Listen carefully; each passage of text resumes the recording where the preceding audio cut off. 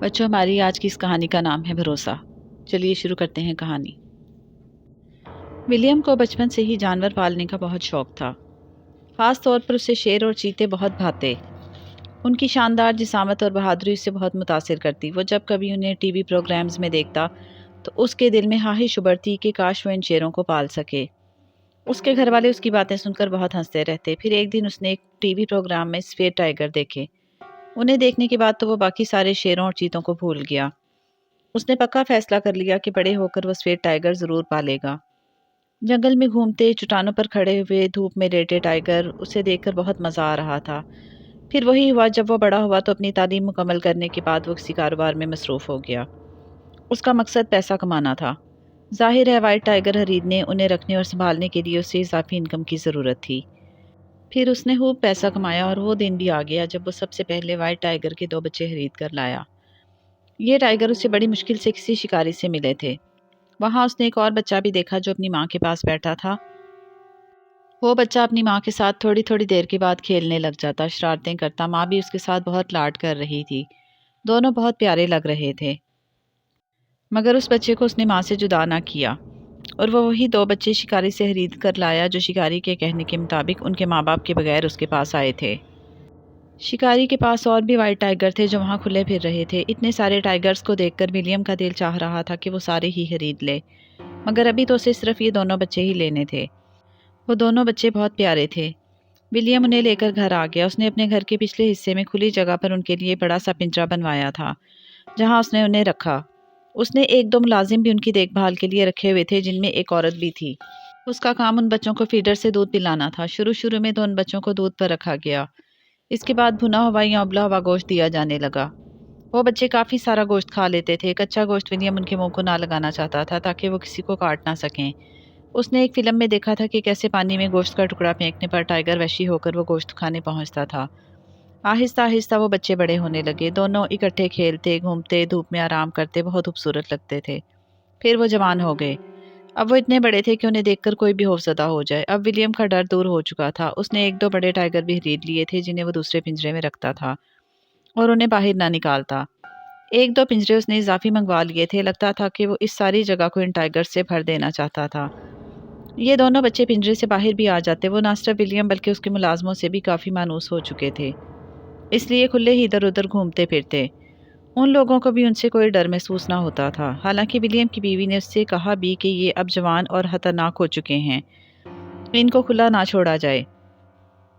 کہتے ہیں نا کہ جانور تو جانور ہے، اس کا کیا بھروسہ، کسی وقت آپ کو نقصان پہنچا دے۔ اس لیے انہیں کم از کم لمبی زنجیروں میں باندھ کر رکھیں تاکہ یہ گھومے پھریں تو پھر بھی کسی اور جگہ نہ جا سکیں اور نہ کسی کو نقصان پہنچا سکیں۔ مگر ولیم کو ان دونوں سے اتنی محبت تھی کہ اس کا دل نہ مانتا کہ یہ اسے کوئی نقصان پہنچائیں گے۔ آخر اس نے انہیں ان کے ماں باپ سے بڑھ کر لاڈ پیار کیا تھا اور ان کو پالتے ہوئے ان کا خیال کرنے میں کوئی کسر نہ چھوڑی تھی۔ پھر ایک دن ایسا ہوا، وہی شکاری ولیم سے ملنے آیا۔ اس نے جب 2 ٹائیگر دیکھے تو بہت حیران ہوا۔ بہت اچھی دیکھ بھال کی وجہ سے ٹائیگر بہت صحت مند، اونچے لمبے چوڑے اور شاندار جسامت کے مالک نکلے تھے۔ شکاری کا دل للچا گیا اور اس نے ولیم سے ایک ٹائیگر خریدنے کی بات کی۔ ولیم دل کا بہت اچھا تھا۔ اس نے شکاری سے کہا کہ وہ اسے ایک ٹائیگر بغیر پیسے لیے دے دے گا، مگر وہ کوئی اور ٹائیگر لے لے۔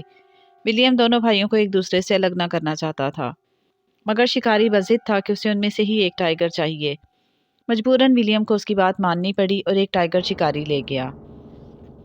دونوں بچے بچپن سے اکٹھے پلے تھے، ہمیشہ ساتھ رہے تھے۔ پہلے تو انہیں سمجھ نہ لگی کہ انہیں الگ کر دیا گیا ہے، مگر پھر جب ایک کو شکاری گاڑی میں ڈال کر لے گیا اور دوسرے کو کافی دیر تک اپنا بھائی دکھائی نہ دیا تو وہ اداس ہو گیا۔ اس نے نہ ہی گوشت کو منہ لگایا اور نہ ہی پانی پیا، بس خاموش ایک جگہ بیٹھ گیا۔ ولیم وغیرہ سمجھ گئے کہ یہ اچھا نہیں ہوا۔ ولیم کی بیوی نے اسے سمجھایا کہ یہ ٹائیگر غیر معمولی طور پر خاموش ہو گیا ہے، اس لیے ذرا احتیاط کی جائے، کہیں وہ کسی کو نقصان نہ پہنچا دے۔ مگر ولیم بولا، دیکھو وہ غصے میں تھوڑا ہی ہے، وہ تو اداس ہے، بیچارہ اداسی اور پریشانی میں کسی کو کیا کہے گا۔ مگر یہ ولیم کی غلط فہمی تھی۔ ٹائیگر کی خاموشی کے پیچھے ایک طوفان چھپا تھا۔ اپنی سمجھ کے مطابق اسے یہی لگا کہ ولیم نے اس کے بھائی کو شکاری کے حوالے کیا ہے۔ وہ خاموش اپنی جگہ بیٹھا رہا۔ 2 دن گزر گئے۔ تیسرے دن اس کے بھوکا ہونے پر ولیم پریشان ہو گیا اور اس کے پاس گیا۔ ٹائیگر نے خاموش نظروں سے اسے دیکھا اور منہ دوسری طرف پھیر لیا۔ ولیم بے خوف اس کے پاس گیا اور اس کے سر پر ہاتھ پھیرتے ہوئے اسے پیار کرنے لگا۔ ٹائیگر اٹھا اور ایک طرف چل دیا۔ ولیم نے حیرت سے اسے دیکھا۔ تھوڑی دور جا کر ٹائیگر پلٹا اور اس نے غصے اور نفرت بھری نگاہوں سے ولیم کو دیکھنا شروع کر دیا۔ آج پہلی بار اچانک ولیم کو جیسے خطرے کا احساس ہوا۔ اپنی بیوی کی باتیں اس کے کانوں میں گونجنے لگیں۔ ٹائیگر کھلا تھا، اس کے گلے میں زنجیر بھی نہ تھی اور وہاں اس وقت ولیم کے علاوہ اور کوئی موجود نہ تھا۔ ولیم کو گھورتے ہوئے اچانک ٹائیگر نے ایک لمبی چھلانگ لگائی اور ولیم پر آ پڑا۔ اس کے بھاری جسم کے نیچے ولیم دب گیا۔ ایسے میں اس نے اپنے حواس پر قابو رکھا۔ ٹائیگر اس کے اوپر بیٹھا اسے گھور رہا تھا۔ شاید مالک پر حملہ کرنے کا حوصلہ اس میں بھی نہ تھا، مگر اس کی آنکھیں شعلے اگل رہی تھیں۔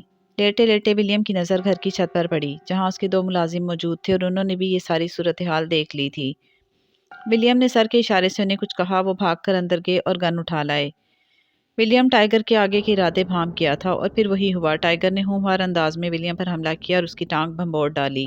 اتنے میں ملازم ایک ہاتھ میں گن اور ایک ہاتھ میں وہ گیند اٹھائے وہاں آگے جس سے دونوں بھائی کھیلا کرتے تھے، اور انہوں نے وہ گیند ٹائیگر کے آگے پھینکی۔ گیند دیکھتے ہی حیران کن انداز میں ٹائیگر نے ولیم کی ٹانگ چھوڑ دی اور اس کے اوپر سے اٹھ کر گیند کی طرف لپکا اور اس سے کھیلنے لگا۔ اتنا وقت ولیم کے لیے کافی تھا۔ اس کی ٹانگ بری طرح زخمی تھی، مگر وہ زخموں کی پرواہ نہ کرتے ہوئے بجلی کی سی پھرتی سے اٹھا اور ایک خالی پنجرے کی طرف بھاگا اور اس میں داخل ہو کر اندر سے کنڈی لگا لی۔ مگر ٹائیگر نے اب اس کی طرف دیکھا بھی نہیں۔ وہ گیند سنبھالے ایک جگہ پر بیٹھ گیا۔ یوں لگتا تھا جیسے بھائی کی یاد میں اس کی آنکھیں آنسوؤں سے بھر گئی ہیں۔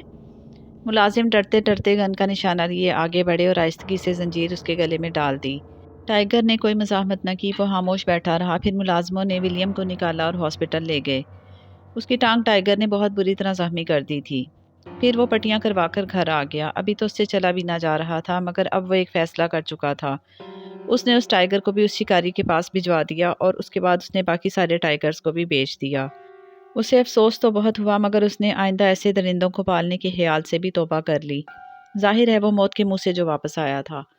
اور بچوں، اس کے ساتھ ہی یہ دلچسپ کہانی یہاں ختم ہوئی۔ اب آپ جلدی سے اس ویڈیو کو لائک اور شیئر کر دیں اور ہمارے چینل کو بھی سبسکرائب کر دیں۔ اللہ حافظ۔